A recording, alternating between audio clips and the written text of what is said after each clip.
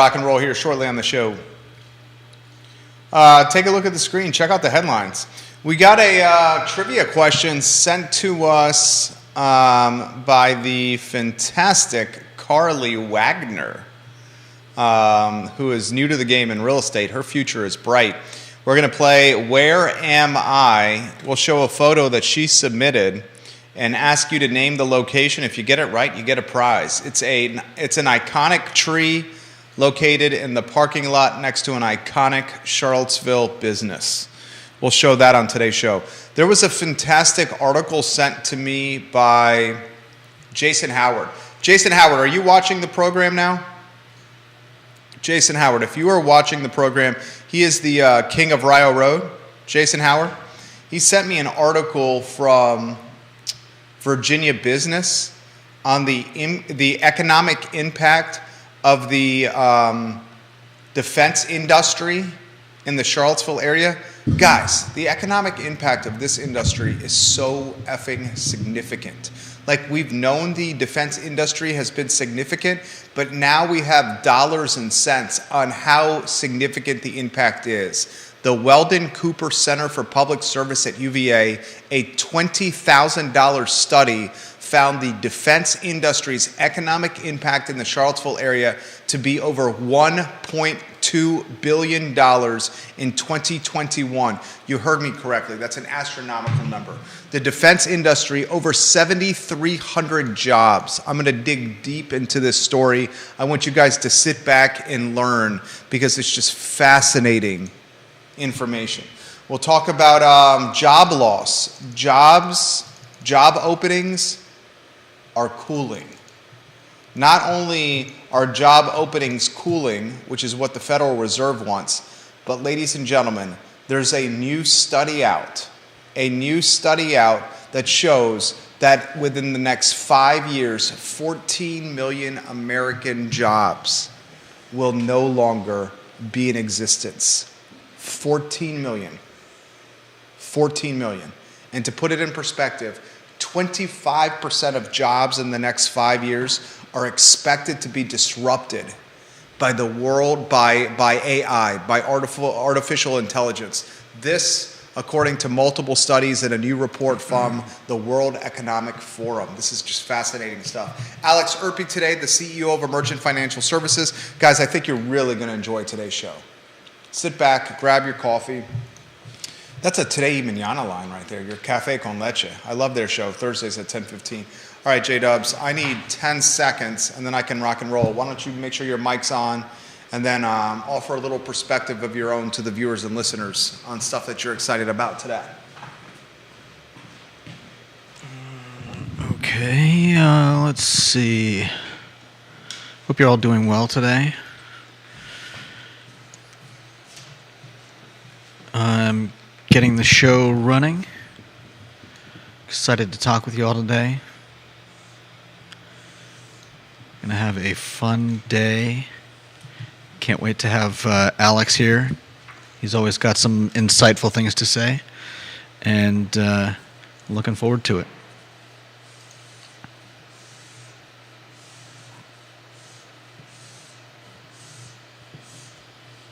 All right, let's rock and roll.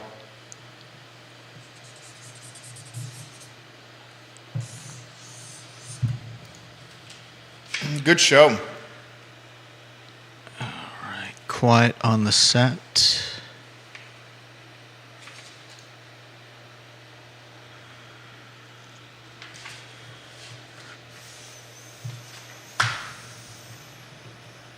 Guys, good to be with you on a Tuesday. My name is Jerry Miller. This is the I Love CVille show where we talk all things Charlottesville and Central Virginia. Today's program is dynamic. It airs on all social platforms.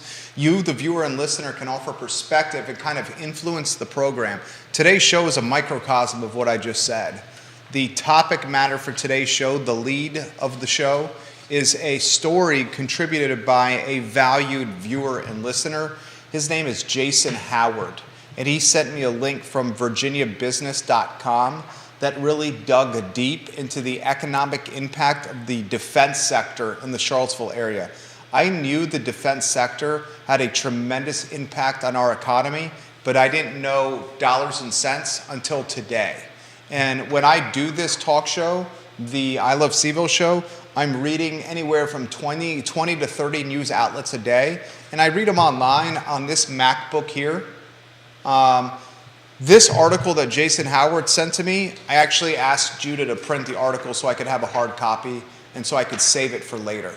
I think it's that significant, the study done by the Weldon Cooper Institute in Charlottesville. So we're going to take this $20,000 study done by the Weldon Cooper Center for Public Service at UVA, literally $20,000, a study that was funded by Charlottesville City, the Chamber of Commerce, by the Albemarle County jurisdiction, and by the Defense Affairs Committee. And I'm going to unpack it for you in a very digestible and approachable manner. You're going to want to hear today's show. Alex Erpe is going to join us about 1 o'clock. I'm also going to relay to you two other macro stories that I think have an impact in Charlottesville. These macro storylines include employment or are focused on jobs and job openings, or the cooling or lack thereof of job openings. The labor market is cooling down. The openings are becoming diminished. The leverage now undoubtedly in the hands of the employer as jobs are vanishing. Jobs are vanishing because the economy is not as strong. Jobs are vanishing because bosses and small business owners have racked up a lot of debt that was accrued or started accruing during COVID, and debt that's worsened because of rising credit card interest rates. Jobs are going away because of artificial intelligence. I'm going to give you two storylines to follow, or for you to consider, storylines that we'll talk about on today's show. Here's the first one. In the next 5 years, the expectation is 14 million fewer jobs in America. You heard me correctly. In the next 5 years, the World Economic Forum expecting 14 million fewer jobs. This is another statistic that I found absolutely surprising. 25% of the jobs that are out there today in the next 5 years will be significantly disrupted in some capacity. And that disruption is tied to the economy or artificial intelligence, AI. So you legitimately, how many Americans are there? 330 million Americans roughly? Of those 330 million Americans, how many are in the labor force? Half? I don't know. I don't know that exact number. Obviously, there's kids, there's folks that are retired, there's folks that don't work, that are elderly. When you're talking about 25% of the jobs and 14 million jobs being completely eradicated or vanishing in the next 5 years, you got to take a deep dive on this and figure out why. So I'm going to talk about it with Judah. We'll talk about it with Alex Erpe. We'll take a deep dive on these two studies that I think undoubtedly apply to this community. I want to thank Scott Wagner, Dr. Wagner of Scott Wagner Integrated Medicine. He's got your back. He's fantastic. 2 Fridays ago, I was there doing some TV commercial magic, meeting some of the doctors and filming commercials that you'll see on television and on digital platforms. And I realized that this guy, Dr. Wagner and Kristen, have just built a team of folks that care about this community and rehabilitating people's bodies to give them improved quality of life. He's fantastic. Scott Wagner Integrated Medicine. Carly Wagner sent us a photo. The photo is of an iconic tree that's in a parking lot next to an iconic business. Do you want to put the photo on screen? Maybe you put the photo on screen with the lower third that Carly sent us. If you guys put in the comment section where this photo is located, you can win a prize courtesy of Judah and I in our prize war chest here at I Love CVille. I'll give you a quick hint. This tree is next to an iconic business. It's near the parking lot, and it's close to apartments, overlooking apartments. You got the tree on screen? Yeah. Can they see it? You're giving us, are you trying to figure out where it is? Did you know where it was? I had no idea where this was. I don't know how anybody would, but... You don't think anyone will know this? Carly thinks people will know this. Will someone get this right? I didn't know where it was. I will say that. Let's go to the studio camera and the two-shot. We'll take a deep dive on the first headline of the day. All right, I encourage anyone that's watching the show to go to, now you only get, it's a subscriber wall media outlet, and you get one free article a month. One free article a month. So if you're not a subscriber, be very careful with which links you click, or you're not going to be able to read this unless you pay for the subscription. VirginiaBusiness.com. The headline, Charlottesville defense sector has stealthily big impact. The big headline's also under the radar. I'll include the link in the comments section of the 15 Facebook pages, the Twitter accounts, and all the social platforms so you can see. Here's the nitty-gritty, okay? In Charlottesville, Virginia, the total direct and indirect regional economic impact from defense spending accounted for $1.2 billion in 2021, according to a study exclusively released to Virginia Business by the University of Virginia and the Charlottesville Regional Chamber of Commerce.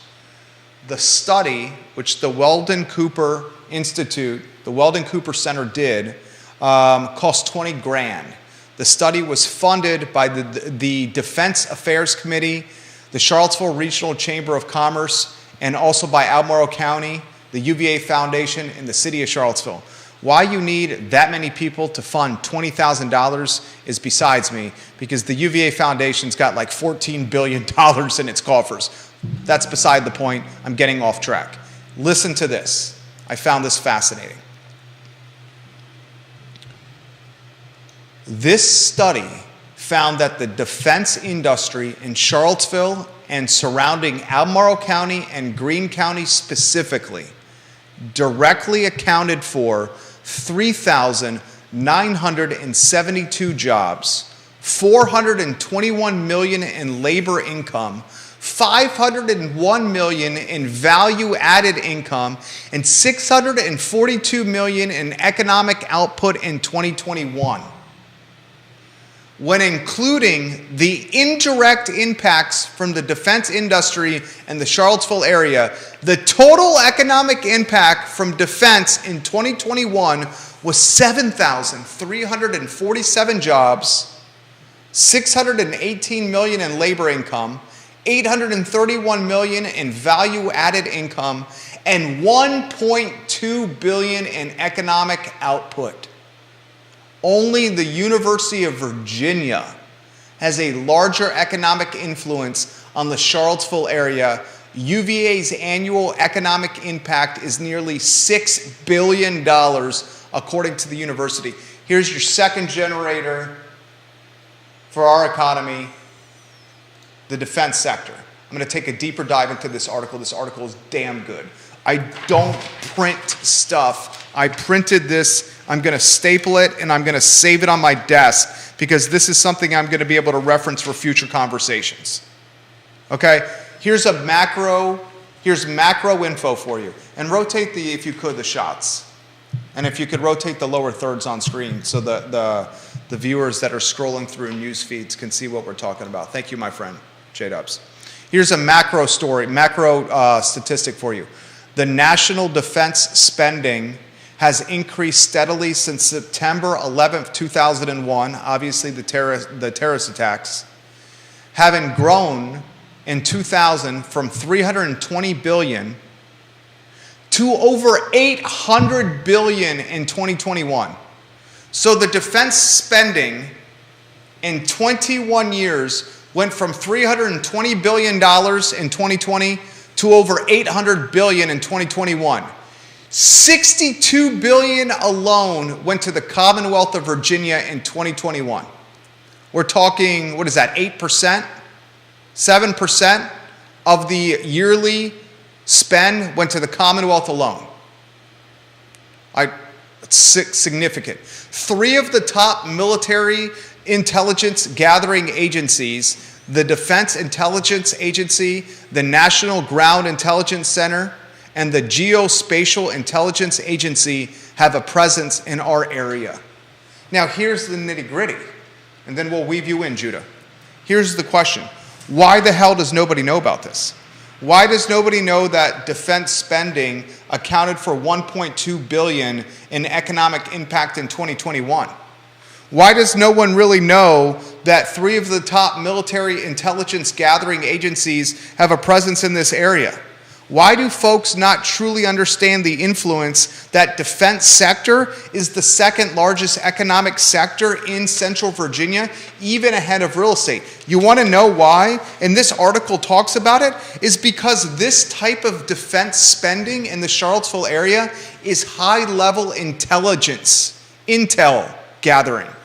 And it's the folks, the 7,000 plus people that directly or indirectly are tied to defense in this area can't really talk about what they're doing. It literally says it in this article. The reason this economic impact flies such under the radar with the 7,347 jobs that are created indirectly and directly from defense spending is because this is high-level intelligence, and the people working these jobs cannot breach classification, so we don't truly understand the economic impact of what defense spending has in Charlottesville. It's the absolute opposite of maybe what is the third largest economic driver, which is real estate. What happens in real estate? You have people, stakeholders in real estate, realtors, that are screaming at the top of Carter's Mountain saying, I'm a realtor. Here's why you should buy. Here's why you should sell. Here's why this area is awesome. This house is $500,000. This house is $1 million. This investment property is $300,000. You got stakeholders in the third largest driver of economic influence, real estate, screaming with their megahorns saying, look at what we're doing. You got the University of Virginia that's got a $6 billion annual economic impact. Legitimately, it can say, just like that, our impact in this area is $6 billion. Look at what we're doing. But number 2, the people at Defense Intelligence Agency, at NGIC, at the Geospatial Intelligence Agency, at the Rivanna Station, these folks can't even talk about what they're doing because of the classification. That's why we don't know. Let's weave you in on a 2-shot. You read the article. Here's what I'm going to do. I want your take on the article. I'm going to take this link. I'm going to share it all over social media in the comment section, and also I'll put it on Twitter under this thread where the show is, LinkedIn. We'll get Judah's take, and then we'll get you, the viewer and listener, to offer some perspective too. Jason Howard sent me this. Thank you, Jason Howard. Judah, the show is yours. You know, I saw this article the other day, and it's certainly interesting that, I guess a lot of people don't know about NGIC and some of the other companies around here. They're not companies. What? They're not companies. These are not private. But go ahead. Go ahead. Okay. They're not companies. I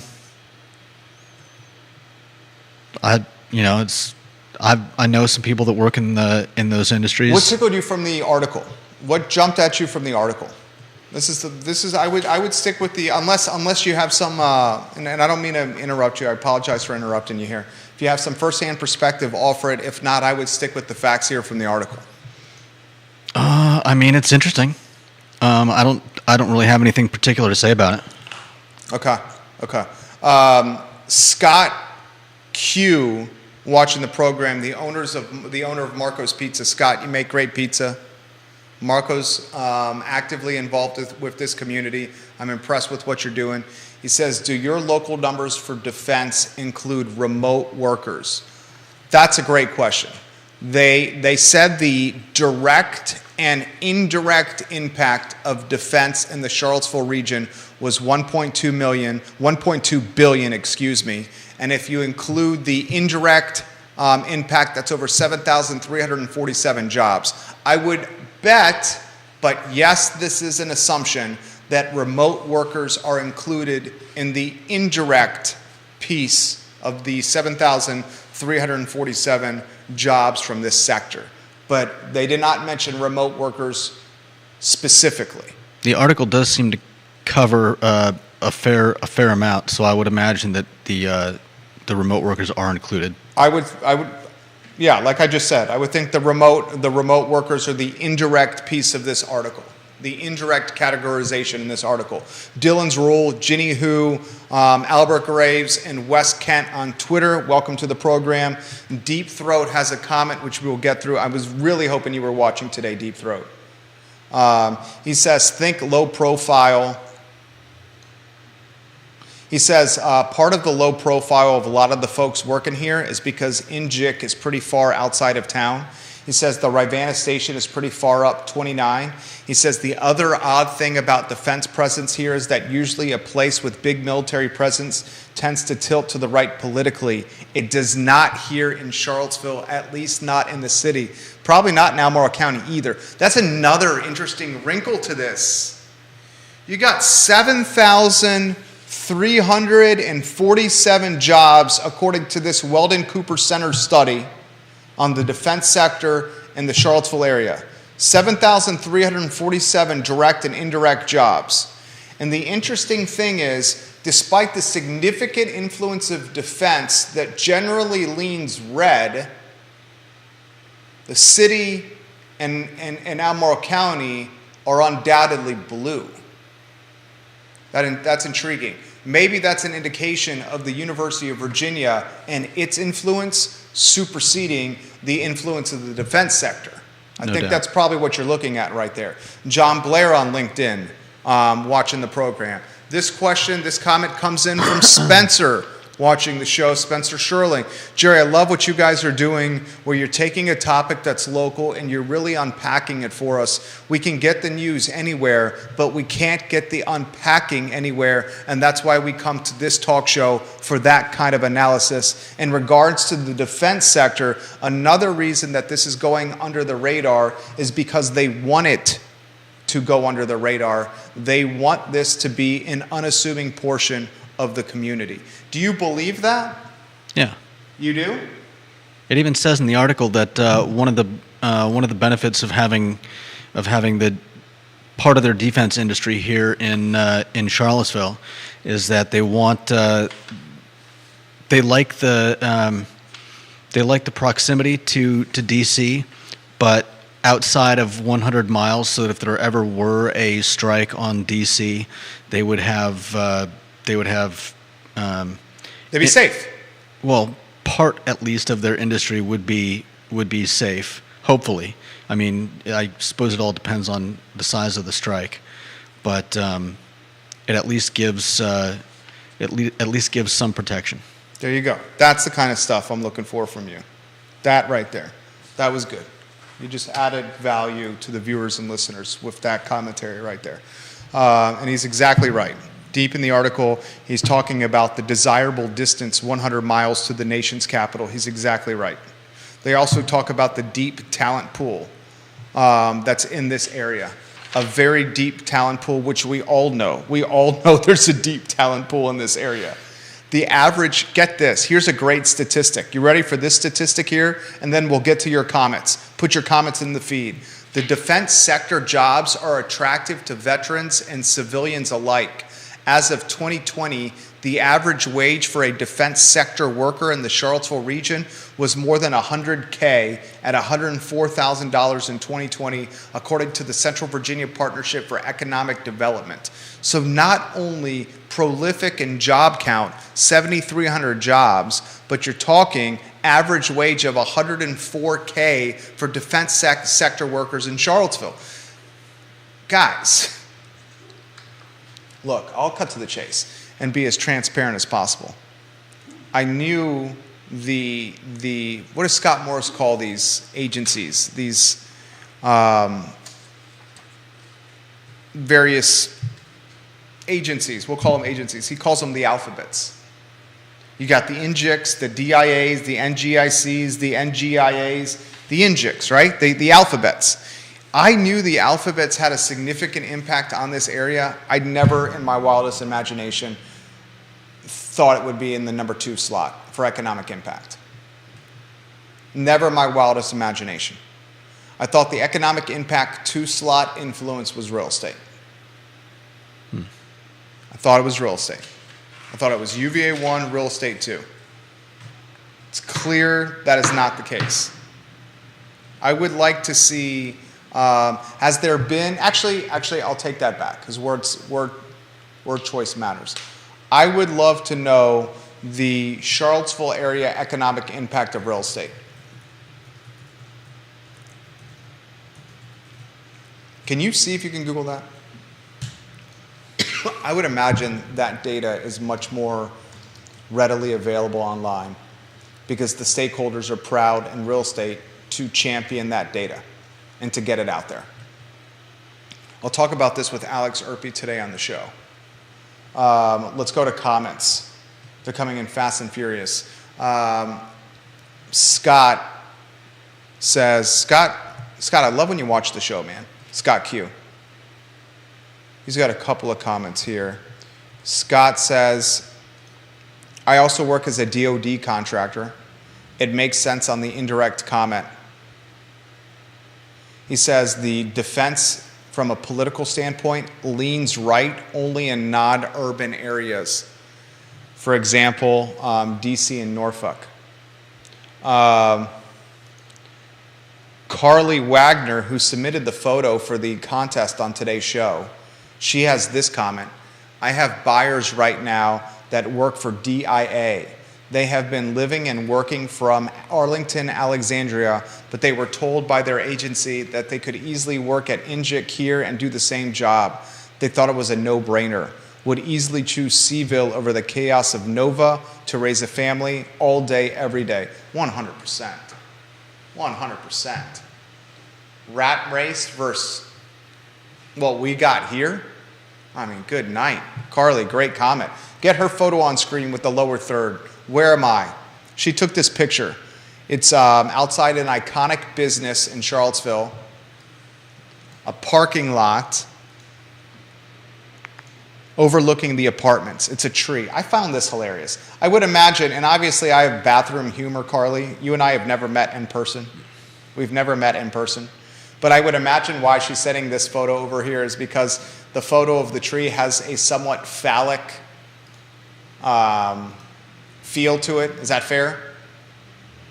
Is that why? I mean, I've never met Carly. I hope I'm not overstepping my bounds here. I would say that's relatively phallic right there. Are you looking at the picture on screen? Okay. Where am I? Would you say that's phallic? I think it's pretty hilarious. Whatever that thing is sticking out of the... Well, it's bathroom humor. I think it's funny. Where am I? Can you get the lower thirds on there so folks can follow the topics that we're covering? That would be great. Thank you. Janice Boyce Trevelyan says they live outside Charlottesville, Ruckersville, Orange, and Louisa, that folks that work for these agencies. Nora Gaffney, welcome to the program. Thank you for watching. We love when you watch the show. I'll pass this to you. John Blair, I'm going to get to your comment here in a matter of moments.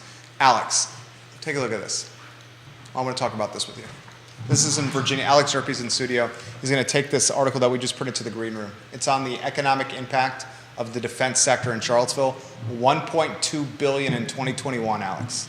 Massive economic impact. I'll holler at you about that on the show and some other things. John Blair says, JM, take a look at the Albemarle County Board of Supervisors agenda for tomorrow on the county's website. There is a report at tomorrow's board meeting on the defense sector's impact on the region. Should be a great supplement to this article. Oh, that's fantastic, John Blair. God, I love you, John Blair. Love you, JB. I'd give you a chest bump right now. I can't wait till we eat those pies on set. The study was funded in part by Albemarle County, so that makes sense. This study should be everywhere. It should be far and wide. Carly says, come on, it's just an interesting branch. Maybe she wasn't going for this. Oh, no, does Carly think I'm a sicko now? I'm not a sicko, Carly. I just thought that's why you sent it, because it's fact. Okay, I'm sorry, Carly. I'm not a sicko. If you guys know where this tree is located, next to an iconic business in Charlottesville, and you put it in the comment section, we'll send you a prize. We'll cover all the shipping costs ourselves. All right, next headline I want to go to, Judah, if you want to get the lower third on, is the 14 million fewer jobs expected in the next 5 years. This is some also for Alex. This is worrisome. World Economic Forum expects there to be 14 million fewer jobs overall in 5 years' time. Yeah, I saw something about that earlier the other day.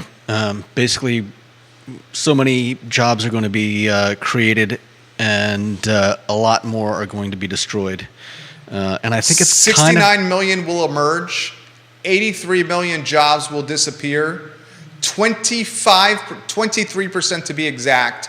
23%, according to the World Economic Forum, 23% of jobs will be completely disrupted in the next 5 years. I want your help, viewers and listeners. Deep Throat, I want your help. Albert Graves, I want your help. Bill McChesney, I want your help. Janice Bush Trevelyan, Nora Gaffney, I want your help. Vanessa Parkhill, Carly Wagner, Katie Pearl, I want your help. Can someone in American history remember as short a period of time where jobs were as radically revolutionized or impacted or changed or frankly just put in like a blender on the spin cycle for like an hour, and then whatever comes out is whatever's left? I mean, when would you think the Great Depression? It's happened before. When? And I'll ask you this question, Alex. Alex is shaking his head here. When Great Depression? Right. That's what I think. And I'll ask you about this here. We'll talk about that one in this topic. I mean, 14 million less jobs in 5 years? Ladies and gentlemen, do you understand what that means? Yeah. 14 million less jobs in 5 years. Profits over people. Or is that AI, artificial intelligence? Or is that technology cannibalizing humans? Yeah. Is that innovation doing what people can't do? Profits over people. I don't buy that. I don't buy the profits over people thing. If technology can do something for a company that a human being cannot do as well as a computer, it's the company's fiduciary responsibility by its shareholders to implement and integrate the technology. Fair enough. A publicly traded company's first responsibility is to its shareholders. And while we may have beef with that, and maybe that's the capitalistic America that people don't want to, that they think is nasty or Darwinistic or too cutthroat, if it's a publicly traded company, their responsibility is to the Americans who have invested money into the company. If a man and a woman, and I'm just talking out loud, if a family in Midwest, in Middletown, America, takes their life savings or their 401k or their Roth or however the hell they invest, and they start scooping up various little companies and various across various indices, and if those companies are not performing at their greatest clip, then that family in Middletown, America is getting screwed. Fair enough. Okay, so if it's not profits over people, because that company that's choosing to do the technology to be the most efficient way possible is putting Middletown America and that family first. But we're seeing this in a lot of industries, and we're talking about it a lot in terms of what is left to people in terms of jobs and lives. And I think we're seeing this too much. I don't follow what that means. And when the corporations put more and more of our local small businesses out of business, as we've been talking about and seeing, what you're going to be left with is a corporation whose only, what would you call it? Their mission, agenda, modus operandi. Their only loyalty is to their the profits. Bottom line. And you're right. If somebody is invested in that company, then that company should be getting the best return for those people. But what that may end up meaning is finding new and innovative ways to fire people and use less manpower. 100%. And I won't go down this road. Then we're going to get out. That's 100% true.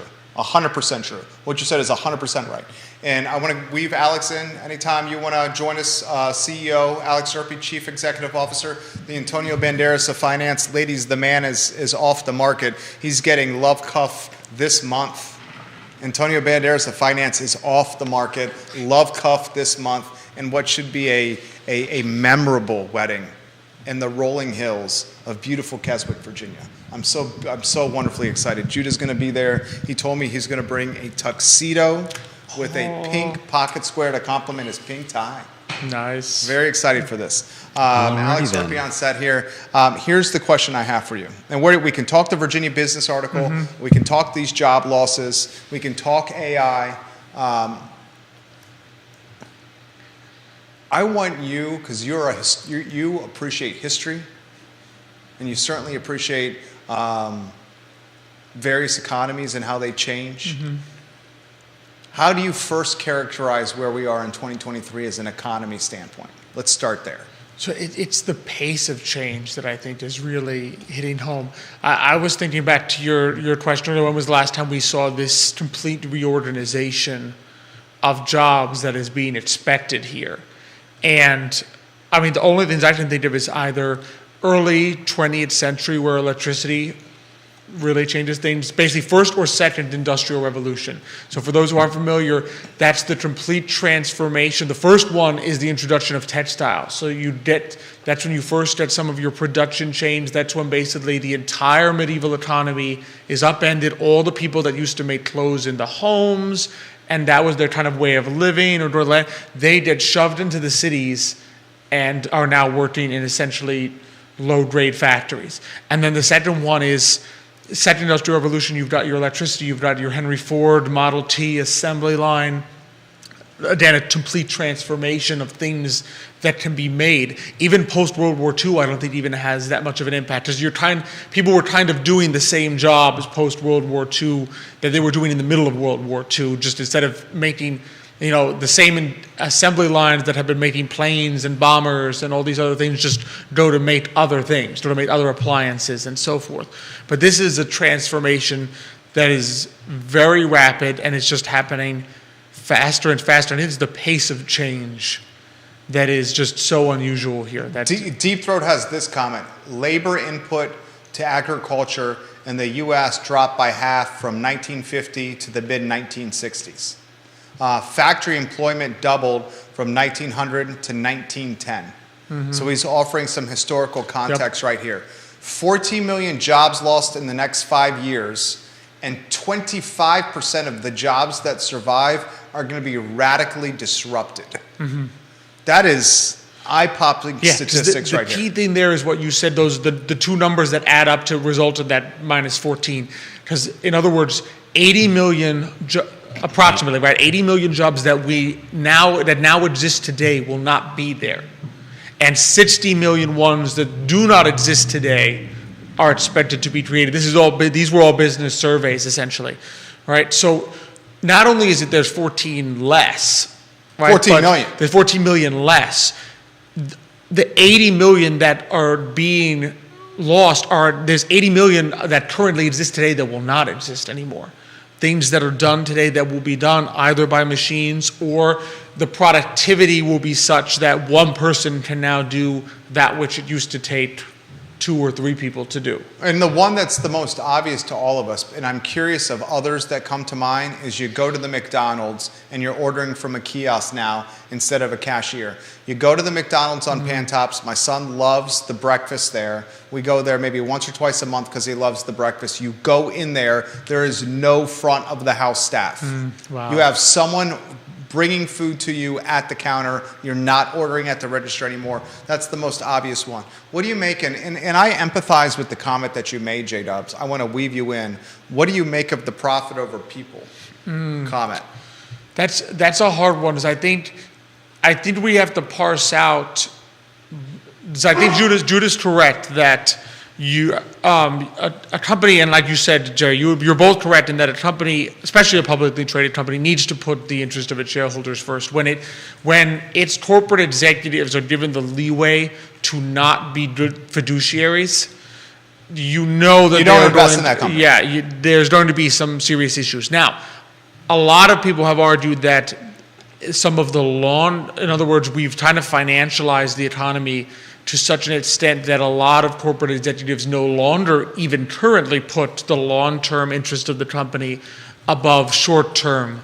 And I think maybe that's kind of what Judah's alluding to with when I think of profits over people, the culprits is usually companies that they're prioritizing short-term increase in the value of the stock over the long-term health of the company, because they know that they're going to be long gone when all these projects that they failed to think about the long-term future come to fruition. In other words, they just, instead of investing in a long-term project, they buy back the stock, they bump up the dividends, right? And that may be good for current shareholders, right?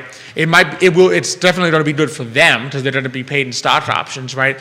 But it may not be good for future shareholders or shareholders who intend to hold that company for a long time, because somewhere, sooner or later down the road, someone's going to be left holding the bag and saying, dang, we did not invest in any CapEx, in any projects, essentially. For the last 20 years, all we did was buy back our own stock, and now we have nothing. Now our products and services, we didn't develop anything new, and we are in big trouble. And you see that, of course, with a few companies, right? We've seen companies that have failed to innovate and failed to look forward to the future that finally run out of steam, and now they're in big trouble. Their stock price is a fraction of what it used to be. Well said. Jump in anytime you want. Just give me a sign here. The comments are coming in fast and furious. This from Albert Graves. At Warrior AG, you have become an extremely well-respected member of our viewer and listening audience. We appreciate your consistent loyalty and comments and perspective. He says, the great experiment, the virus, let employers know how expendable their employees were. COVID changed everything. He says the great experiment, the virus, let employers know how expendable their employees were. And I'll tell you another one is Musk taking Twitter private. How much was that deal? Was it 40 billion? 40 billion. 40 billion taking Twitter private, then either forcing or encouraging 70% of the staff to quit, and then the site is still running. Still running. As if the entire staff was there. Has another impact on what's happening here as well. I exactly so. And you see it in the tech. In other words, the tech companies, when we see all these tech layoffs, they're not dumb, the tech companies, right? No. They're not sitting there saying, oh man, I'm going to fire all the coders that I really need. What they're firing, the people they are firing, It's are the ones interacting with the public. Exactly. Yeah. It is the marketing, the people they brought on that now they realize Customer support, customer service. exactly, in tough times are not needed. And I think, to speak to the virus, I think the issue, and we talked about this a lot in 2020, 2021, that it drove a lot of the small business out of business because they were disadvantaged. Lowe's got to stay open, Home Depot got to stay open, all the big ones got to stay open, all the small ones got pushed out of business. And now, to Judah's point, when all you have left is the big ones, right? Their power has now increased exponentially. Judah, and where you want to go? We got more comments coming in. Show's yours, or we can go to the comments. Yeah, I mean, I'm just looking at the fact that we've heard of some publicly traded companies posting incredible profits over the last few years, and then you see these headlines on news services and on LinkedIn about this company or this sector is primed to cut 8,000 jobs, and it's a little bit. I just find it a little troublesome. That's why I say profits over people, because yes, I understand that the company needs to be profitable. I understand that the company needs to make money to continue. They need to change and shift and thrive. But at the same time, there's I often hear talk about loyalty. The loyalty of employees, and I think it's telling when we see how little loyalty there is from employers. Well, is this necessarily employers doing this though? I mean, in part, it is employers doing this, but I also think this is like bosses and the mark. Here's what's happening here. You had, and Alex, jump in anytime you want here. I'm just going to go very layman, and then we'll get to the defense sector and the economic impact, because I want to get in Alex's big, beautiful brain on this. You had a time in America where interest rates were basically zero. and you had tech companies, you mentioned tech, you had tech companies overextending themselves because they thought this interest rate environment was going to stay in this scenario for an extended period of time, a really, really long time. And the reality is they overestimated. And the Fed had to come in here and start raising rates because COVID effed us. And it really screwed the American economy, and it really put tailwinds and momentum behind inflation. And it started getting significantly out of control. And as it was getting out of control, Powell and the Fed and all these suits that are super smart and got all these letters after their names started saying we have to put this inflation in check. We got to start raising the rates. And then these tech companies that were super overextended got screwed. They got screwed because they were running publicly traded businesses based on profit potential and not running businesses like I have to run it in Charlottesville on Market Street, where I have to payroll and keep the lights on and make sure there's cash in the account so I can meet payroll the following week. And if something hits the fan here, there's no raise some money with offering some stock and then starting a company that's struggling like Snap, like they've done so many times.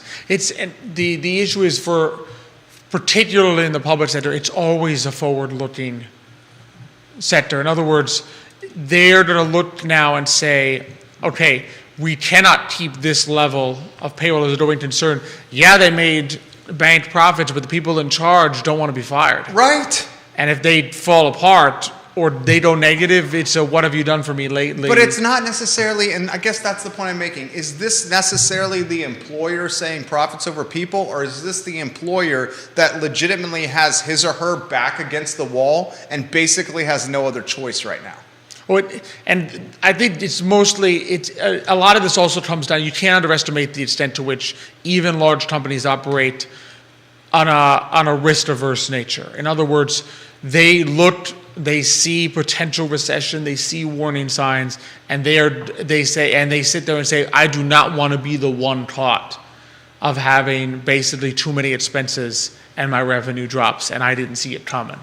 So they make the moves earlier.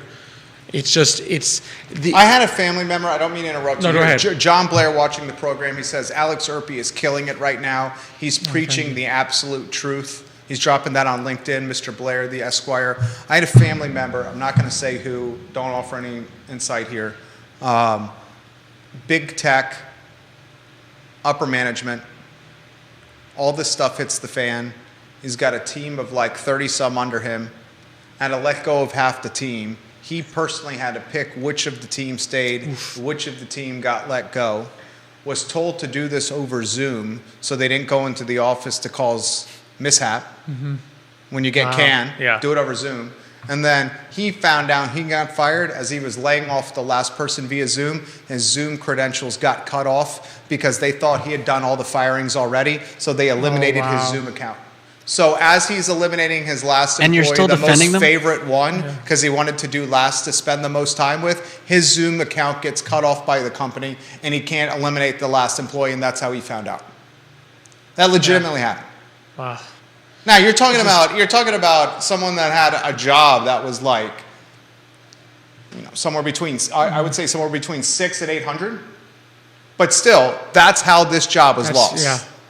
Yeah. And I think that kind of speaks to Judah's point where I can empathize there, because you sit there and say there's a way to do that doesn't involve. In other words, you can put your shareholders first, right, and not be so completely and utterly devoid of ethics. Like, there is business ethics, and there are ways to do things the right way. Would you say Musk has business ethics? That's a challenging one. I'm not 100%. See, I wouldn't say Musk is the most empathetic chief executive. I would say he doesn't know how to spell business ethics. You would say Musk is not an empathetic chief executive, right? He's an aggressive, hard line. Not even slightly. Okay. He's an aggressive. Is he supposed to be empathetic? I never said he should or shouldn't be. Or is his job to be as shrewd as possible to keep what he's got, Starlink, Tesla, and Twitter, in the black? Is it Musk's only goal to keep him in the black so he allows jobs to be created and economic impact to be positive? Isn't that his role with his 3 companies? But I guess the purpose of ethics would be, though, that there should be a way, and I believe there is, to do things in an ethical way, but that also put your company in the black. I'm not sure it's a zero somewhere, but I either do things ethically or I make profit. What CEO does that That's well? the best answer. Okay, name one CEO who does it. Who does it? Name one CEO who does it well, Judah. Name one CEO who does what he just said in America that does it. Look at this. If I had time to read, you're asking me what? It's a talk show. Okay. This is what talk shows are. Name one CEO that does what you guys are saying. Well, in the How about 2000s, One active CEO right now that does what you guys are saying. How about the owner of Chick-fil-A? The active CEO of Chick-fil-A is private. Chick-fil-A is, I think Chick-fil-A is a private Chick-fil-A company. is not a public company. Okay. Name one publicly traded CEO that does what these guys are saying. Anyone. Anyone? We're in a much harsher environment than we were There you go. 20 years ago. But is that a decline in ethics or a financial necessity? That's what it is. I don't think it's a decline in ethics. I don't think we as Americans are ethically less inclined. I think we as Americans right now have our back against the wall at a greater clip than it's been in a generation. And because our back is against the wall and our greater clip that we've been in a long time, we're having to consider gray area tactics that we otherwise never would have before. Yeah. I mean, people are getting canned on Zoom. And ironically, they got hired on Zoom. Probably so. You're probably right. That Zoom taketh and Zoom giveth and Zoom taketh away. How about this comment before we go to the next one? Scott Q's got a good one. In fact, Scott Q, you've made the program way good today. He says that after a crash like this with jobs, and I'm paraphrasing your comment, Scott, after a crash like this with jobs, history suggests, here it is, each historical disruption has been followed by creation of new industries, opportunities via innovation related to the disruption. I think it's the AI. Hope. It's going to be AI. That's the hope, because in other words, that World Economic Forum survey is taking the survey of what people can currently foresee, right? And so if you think about it, if you had been a medieval textile in a village where all the houses would sew the clothes, and it employed let's say the whole village, 100 people in the village got employed, and then the factory comes in and hires 20 of them to do the same number of textiles. You make the same clothing with 20 people, and you now have 80 out of work. If you had asked them, look forward, what's your projection for jobs gained and jobs lost, they would say, well, 100 are going to disappear, 20 are going to appear, we're minus 80. But as we know, the number of jobs that actually got created in the Industrial Revolution was far higher. The wealth of the world, even for the bottom percentile of the world, increased dramatically. I mean, if you look at world wealth, and even for the bottom percentile, most of history is like a straight line, and then the Industrial Revolution comes and it goes like this. It's like a hockey stick. And so I love this. There may be jobs that we cannot foresee now that will be the result of the technological change. In other words, we can see the 80 million that are going to vanish. Can we properly account for the number? Like, how can we account for a job that will exist in the future that we haven't even conceived of yet? Right. How can we account of a job? Take, for example, what Meta's doing. How can we account of a job in the metaverse? Well, we don't even know what the metaverse is going to be. How can we count on a job in AI, ChatGPT, if we don't truly understand where these industries are going? Well, we know we should hold NVIDIA. We know we should hold AMD and semiconductors because they're going to be somewhere there, but where's the space actually going to go? Well, I think about ChatGPT has introduced its own set of problems that now need to be solved. I know accountability? Accountability. Well, I know it's like a literary magazine. So I write some stories on the side. I know some literary magazines that have completely closed their submissions because for Plagiarism? the time being, they cannot distinguish between an AI written story and an actual story written by a person, because they know that there are a bunch of AI because the number of people submitting to their magazine as soon as ChatGPT got in the news ballooned from 100 to 3,000. So now they have 3,000 submissions, and they're sitting there saying at least half to, if not most of these, were written by ChatGPT. They're not a legitimate, we don't want to publish something written by a machine. But you can Yeah. foresee now jobs which will have to be created in the future in which people are going to be asked to parse out the difference ChatGPT. between Yeah. an AI-generated submission and a human-generated. How do you distinguish between these two things, technologically, software-wise, by the human eye? I mean, I believe there are subtle tells. Vernacular, Exactly, there's nuance subtle in language. tells. Like I know of some companies that still don't use ChatGPT because it cannot replicate the voice, the written voice of their CEO. So they don't use it for their CEO's letters because they know that their customers will know, this doesn't sound like His him." tone. His tone. Yeah. So there are subtle tells. So will there be jobs that don't exist now that will, in other words, what used to be a reader, maybe who won't exist anymore, Is a new job Is as now a new ChatGPT job. translator. yeah, determining that there's a new job created for the first person who needs to read all the submissions and say, this one is AI, this one's real, this one's AI, this one's real.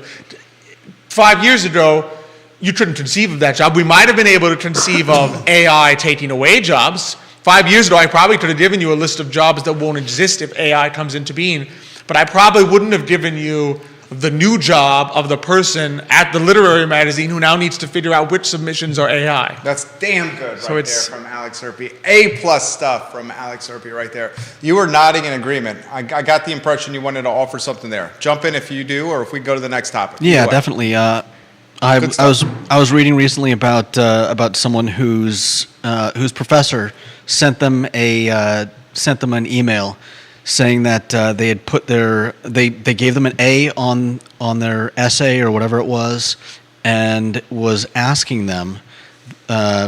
It was basically a very honest, open, non-accusatory email about, hey, I ran this through a few of the Comparison software programs. yeah, and all three of them came up saying that this was written at least with the help of AI, and so I'm asking you if you used anything to help you write it. The person insists that they didn't, and in response, somebody else mentioned that they had written something and they themselves had run it through one of those identifiers, and they had, I think originally they had asked ChatGPT to write something. They ran it through and it came up perfectly clear. No AI generation or help. Then they took what it was and they rewrote it. They basically took it and they paraphrased it and rewrote it in their own voice, ran it back through the system, and the system said 100% AI generated. Yeah. It's the softwares are not there yet.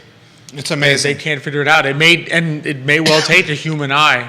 And the same thing is now going on with photography and art as Oh. well. It's not just the written word; it's everything. In fact, I think Does that scare you guys?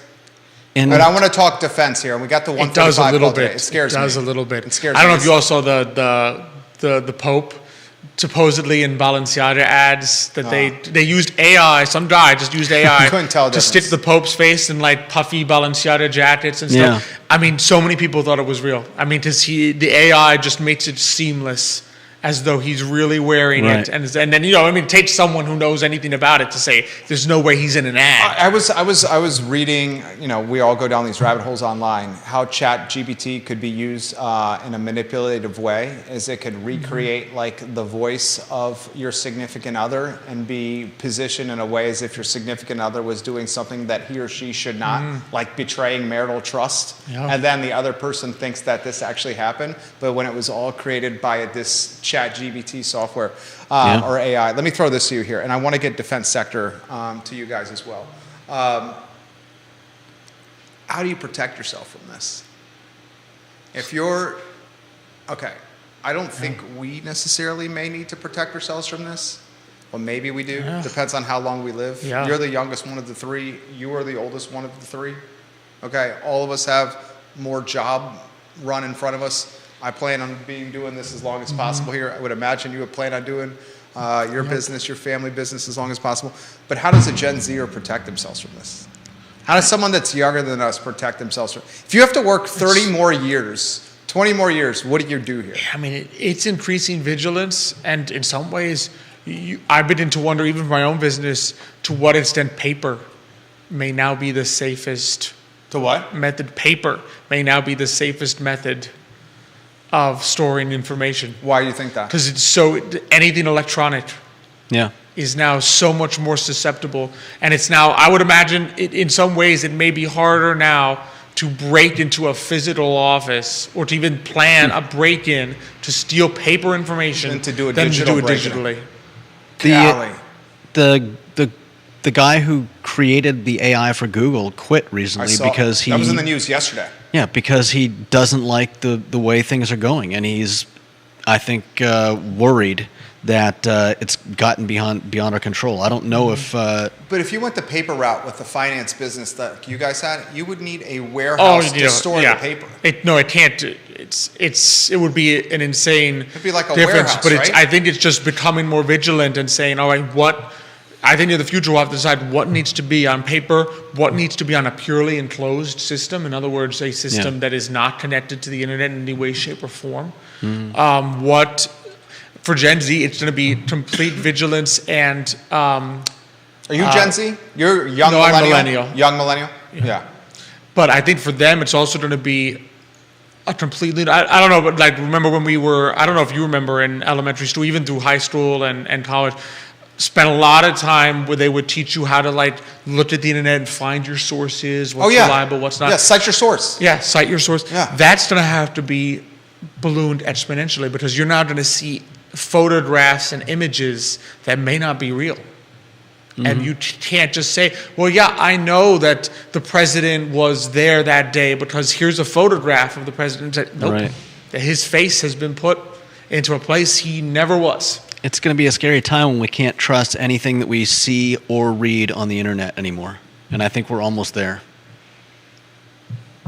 Wow. All right, this one from John, then the next topic. 12 minutes on the next topic. John Blair on LinkedIn. Here's something that I haven't heard since Andrew Yang ran in 2020 for president. Universal basic income. With these AI stories, will we hear policymakers start to talk about universal basic income again? Probably. I think so. I mean, that was Yang's Yeah.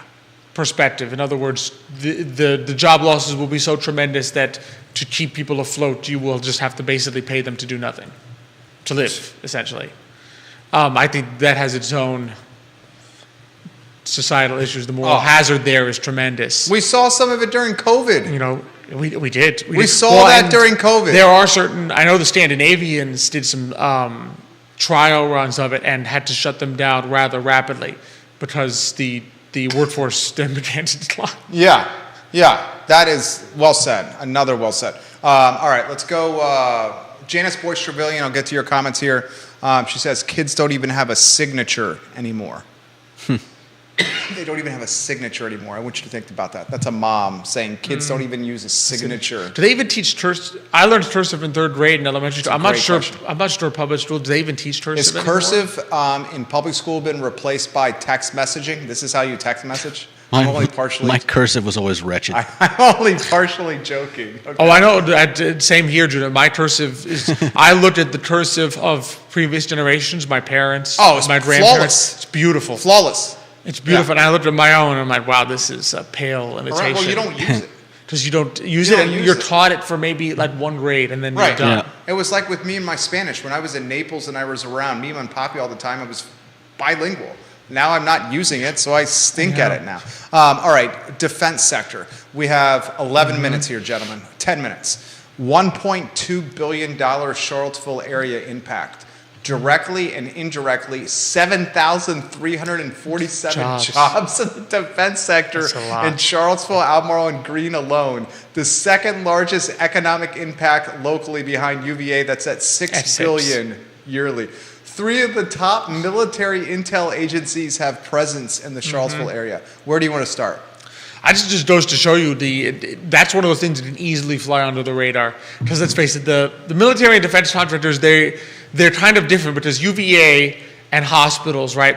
they kind of like to draw attention to They themselves. brag. They want you to know that they are a great institution. They want you to know that they're there. They want you to know that if you have an emergency, go to UVA Medical Center, go to Centera. We got all these out clinics. Advertising campaigns. Exactly. We're The good at that. defense industry does not really want to brag. Look here, I'm right here on this hill, Yeah. building really high stuff. Oh, I got really top secret stuff right in this web. I'm on this computer. I'm looking at your Visa transaction history to see if you're doing anything felonious. Exactly. I Okay. mean, they don't really advertise that they're there and that they are a big presence. So it's easy to forget that kind of goes under the radar. And that Charlottesville, and I think it's one of those ways Charlottesville is not immune to geopolitical circumstances. In other words, there is an extent to which we are tied to, if there are more wars, sad as it is to say, That's good for Charlottesville. that the defense contracting industry is higher. If we did enter a period of, James Monroe isolation, don't get involved with any wars that don't involve the immediate vicinity of the United States, we would see a decline in jobs, because that's where a lot of these defense contractors make their money. Judy, you want to jump in on this? Anything tickling your fancy? Good stuff, Alex Orpy. No, that is good stuff. I don't know that I have anything to add to that. Comments coming in fast and furious here. Mitigating the risk of AI fraud is a growth industry. And that's from Scott Q. Yep. And he's, I want to clarify something. He actually sold Marco's Pizza back in December, so he's not the owner of Marco's anymore. And he runs a business unit for a cybersecurity company that primarily supports the DoD right now. He's watching the program. So Well, literally, and this is an another- expert in what we're talking about. And another set of jobs that might not have existed 5 years ago that you couldn't have predicted. Yeah. People are going to have to train others to protect your information in this world, in an AI world. We got UVA 6 billion influence a year. UVA did its own study on its own economic impact. We would expect that from Yep. UVA. We got the defense sector. The only reason we got this study done is because Albemarle and Charlottesville City and the Chamber wanted to get this study done. So Yeah. they paid the Weldon Cooper Institute or the Weldon Cooper Yeah, Center you'll 20 notice. You'll Gs. notice Northrop Grumman didn't They do went the to a study third party. themselves. Yeah, they didn't. And GIC, Inchick did not do this. Yeah. They went to a third party to get this study done, where UVA did the study themselves, and the realtors did the study themselves, and the hospitals do the study themselves. So that's to Alex's point as well. 1.2 billion from defense sector, 6 billion from UVA. I would bet you real estate's 3, and that's right at $1 billion. I would bet you it's right around $1 billion. How would you characterize the economic protection, Central Virginia versus national? Tough question there.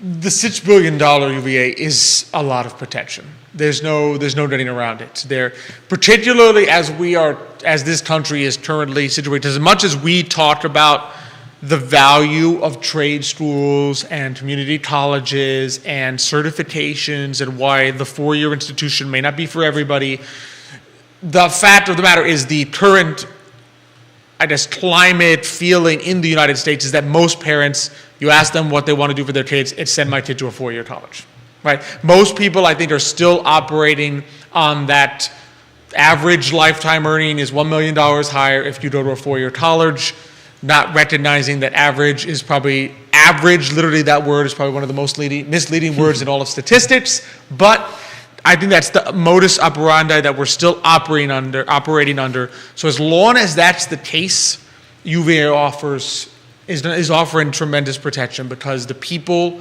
that they hire then have impact on the rest. They need to eat, they need to buy, they need to have stores, they need to buy houses, they need to rent apartments, they need to do all these other things that kind of give, I would call it maybe like, you could call it a floor, right? Charlottesville's economy has a floor that is probably higher than some other places because of the presence of university, because barring a complete paradigm shift in the way we do higher education in this country, which is not happening right now, as long as that demand to go to universities is there, that floor is going to be there, because I don't, let's put it this way, I don't see UVA laying off tremendous amount of people anytime soon. And I'll say this. The caliber of school has an impact here, because I'm way less bullish on higher education now than I was 20 years ago. I think the future of higher education is in peril because of the cost associated with higher education. And I think the brands or the schools in higher education that are the ones that are most in jeopardy are the ones that are the third string or second string ones. The high-end first string ones are the ones that are going to persevere from this, and they'll probably pick up market share when the second and third string ones get eradicated or vaporized. So I think that's what could happen. Ginny Hu on Twitter says, gentlemen, when you don't learn to write cursive, you also don't learn to read cursive. You can't read any of our founding documents for yourself and have to rely on others to tell you what they say. That's dangerous. That is. And she says that her kids are learning cursive. And she also said AI has already been used to copy teen college student voices and make parents think their child has been kidnapped and extort the parents out of money. Yes, I've heard. I've heard that as well. I've heard it that as being well. used to Well, mess up imitate families too. voices. Dude, anything. I mean, The nefarious faces. potential with AI yeah. is endless. Anything else stand out before we hear Today Mañana? no, just I think that's it's important to keep track, I think, of what are those industries that have outsized impact. You might almost term this like a concentrated industry. In other words, it has a small change in the defense industry's demand can have an outsized impact in Charlottesville relative to, somewhere that, let's say, has no defense industry. Almost like, if you were sitting in Seattle, right, tech would have an outsized impact on Seattle's economy. Defense has an outsized impact along with UVA on our economy here. There you go. Alex Erpe is going to tell us about Today Mañana. If we can get yep. the photo on screen. You were awesome today. Oh, thank you. Judah, you were awesome today as well. No one got this. I think Carly. That was hard to get. I found it on YouTube. I You found the photo? I found the photo. I logged You into know the where show. this is? No, I don't. Oh, okay, yeah. That's what I'm saying. I found that I watched the show and saw the photo, but I have no idea. I don't even know what it is. This photo is Carly submitted it. You're an awesome viewer and listener. We love that you watch this program.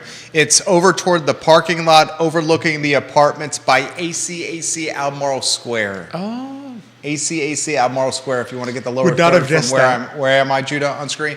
That is ACAC Albemarle Square. This tree. No one got it this time. So we're going to offer a prize tomorrow. Today y mañana. What you got? I got some three segments tomorrow on Today Mañana. We're going to have Terry Arroyo from Plant Studio here in the downtown mall. Nice. Going to be joining us, local small business. Then we're going to have Iwa Har and Maria Vitale from It's Our Park. Going to come talk about the park. If you haven't been or don't know what's new, we'll try to cover all that. I know there's always new things going on there that I like to keep up with. And then we're going to have Matthias Yon from Matthias Yon Realty just talk a little bit more, where he's seeing things going. Maybe might talk a little bit, I know Keith covered it last week, maybe might talk a little bit about dispelling the notion that you should intentionally tank your credit score to get home. That's a good one. Yeah, where it's not that it's a good thing what's happening, but the solution is not to tank your credit score. Let's just put it that way. That's the short answer, but Matthias might help us with the long answer. That's in relation to the news story that broke last week where folks that have great credit and strong money down will be helping carry the loan for those that don't have great credit and don't have a lot of money to put down. Vanessa Parkhill says, a while back I was visiting family in the Pittsburgh area and I saw a news report about an area school that was focusing on technical education, specifically jobs that could not be outsourced to another country. Plumber, carpenter, electrician, HVAC. Yep. Those may be the most stable jobs in the near term. Oh, 100%. Ladies and gentlemen. I can see a future where a lot of things are replaced by robots. Very difficult, even now, for me to imagine that people are going to want a robot to come into their home and do their plumbing Yeah, I would not. or their want that. electricity. I'm going to stick with Big Ken and John coming in to do our HVAC. They're fantastic. Judah, you were fantastic. Yep, Alex great is points, always Judah. fantastic. Today, Mañana, Thursdays at 10:15 a.m. He joins us on Tuesdays. He's A++. We hope you enjoyed the show, guys. We took a deep dive on topics that matter to this community. It's the I Love Seville show for Alex and Judah. My name is Jerry Miller. We'll see you tomorrow. Take care. Oh, great show, guys. That was fantastic. Great topics today. Loved it. Fantastic topic. Me too. Good to see you. Oh, same here. Same here.